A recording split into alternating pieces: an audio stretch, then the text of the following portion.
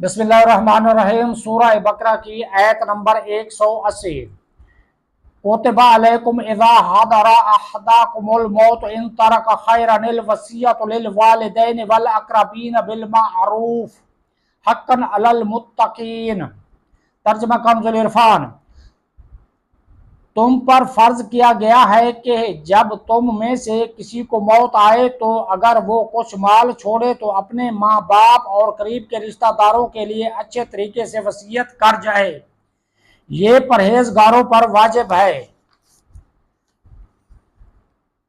کوتب علیکم، تم پر فرض کیا گیا ہے۔ جب تک اسلام میں میراث کے احکام نہیں آئے تھے اس وقت تک مرنے والے پر اپنے مال کے بارے میں وصیت کرنا واجب تھا، کیونکہ اس وقت صرف وصیت کے مطابق مال تقسیم ہوتا تھا۔ جب میراث کے احکام آ گئے تو وصیت کا حکم و وجوب منسوخ ہو گیا۔ وصیت کے احکام۔ یاد رہے کہ وصیت واجب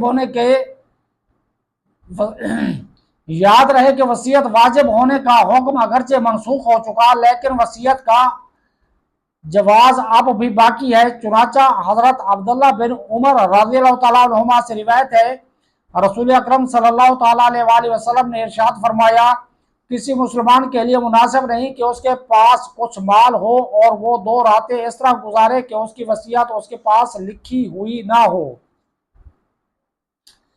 البتہ 1/3 تک وصیت ہو سکتی ہے۔ چنانچہ حضرت عبداللہ بن عباس رضی اللہ تعالیٰ عنہما سے روایت ہے، رسول کریم صلی اللہ تعالیٰ علیہ وآلہ وسلم نے ارشاد فرمایا، وصیت مال کے 1/3 حصے میں ہے اور 1/3 بہت ہے۔ اور یہ بھی یاد رہے کہ وارث کے لیے وصیت درست نہیں۔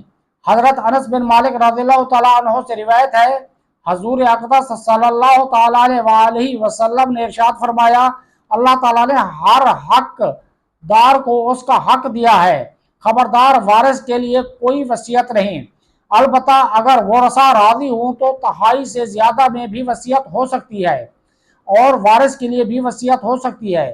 وصیت کرتے ہوئے بھی ورثہ کا خیال رکھنا چاہیے۔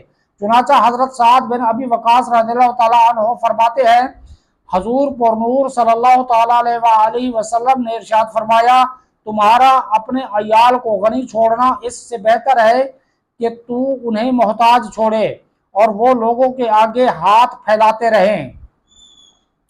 اور یہ بھی یاد رہے کہ اگر مال کثیر ہو تو وصیت کرنا افضل ہے اور اگر مال قلیل ہو تو وصیت نہ کرنا افضل ہے۔